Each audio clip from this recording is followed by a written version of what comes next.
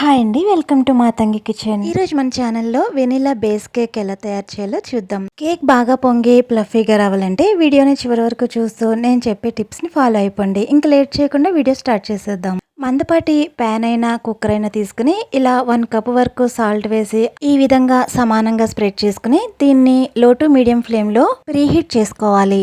ఒక బౌల్ తీసుకుని 3 స్పూన్స్ నెయ్యి, 3 స్పూన్స్ ఆయిల్ తీసుకుని ఇదంతా బాగా ఒకసారి కలుపుకోవాలి. ఇప్పుడు దీనిలోకి 1/3 కప్ పౌడర్ షుగర్ వేసుకోవాలి. ఈ పౌడర్ షుగర్ వేసిన తర్వాత ఇదంతా కరిగేటట్టు కొంతసేపు విస్క్ చేసుకోవాలి. ఇప్పుడు దీనిలోకి 3/4 కప్ కండెన్సర్ మిల్క్ యాడ్ చేసుకోవాలి. ఈ కండెన్సర్ మిల్క్ అనేది మనకి సూపర్ మార్కెట్స్లో అవైలబుల్గా ఉంటుంది.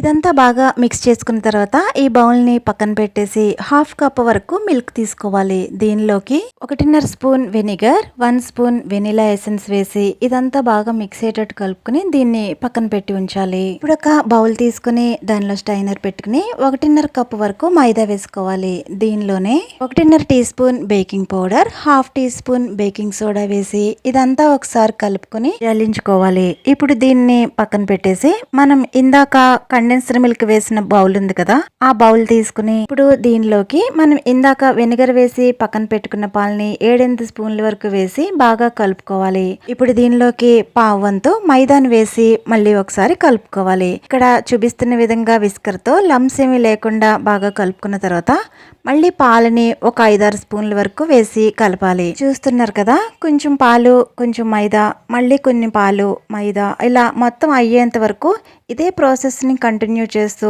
మొత్తం పిండి అంతా అయ్యే వరకు కలుపుకోవాలి. ఈ విధంగా స్టెప్ వైజ్ ఒక్కొక్కటి వేసుకుని కలపడం వల్ల మనం చేసే కేక్ అనేది బాగా పొంగుతుంది. ఇప్పుడు ఒక స్టీల్ లేదా అల్యూమినియం గిన్నె తీసుకుని కింద కొంచెం ఆయిల్ గానీ నెయ్యి గానీ అప్లై చేసి అడుగున ఈ బౌల్ కి సరిపడా బటర్ పేపర్ వేసుకుని బటర్ పేపర్ కూడా కొంచెం ఆయిల్ గానీ నెయ్యి గానీ అప్లై చేసుకుని దీనిలో మనం తయారు చేసుకున్న బ్యాటర్ ని వేసుకోవాలి.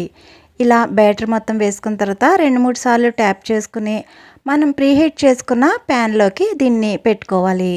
ఇప్పుడు దీన్ని లో ఫ్లేమ్లో 30 to 45 మినిట్స్ కుక్ అవనివ్వాలి. 35 మినిట్స్ తర్వాత నేను ఇక్కడ మూత ఓపెన్ చేసి చూస్తున్నాను. ఇలా నైఫ్తో గుచ్చి చూడండి. నైఫ్ అనేది క్లీన్గా వస్తే గనక మనం చేసిన కేక్ అనేది బాగా కుక్ అయినట్టు. ఇప్పుడు ఈ కేక్ గిన్నెని స్టవ్ నుంచి తీసి పూర్తిగా చల్లారనివ్వాలి. ఇలా చల్లారిన తర్వాత ఒక నైఫ్తో అంచుల్ని లూజ్ చేసుకుని ఇలా డిమోల్డ్ చేసుకోవాలి. చూడండి, కేక్ బాగా పొంగి చాలా ప్లఫీగా వచ్చింది. బర్త్డేస్కైనా చిన్న చిన్న పార్టీస్కైనా ఇంట్లోనే ఇలా ఈజీగా కేక్ రెడీ చేసి ఇంట్లో వాళ్ళందరినీ సర్ప్రైజ్ చేయొచ్చు. మీకు ఈ వీడియో నచ్చితే ప్లీజ్ లైక్ చేయండి, సబ్స్క్రైబ్ చేసుకోవడం అస్సలు మర్చిపోద్దు. ఈ వీడియోని మీ ఫ్రెండ్స్ అండ్ రిలేటివ్స్కి ఫార్వర్డ్ చేయండి. మరో మంచి వీడియోలో మళ్ళీ కలుద్దాం. అంతవరకు టేక్ కేర్, బై బై.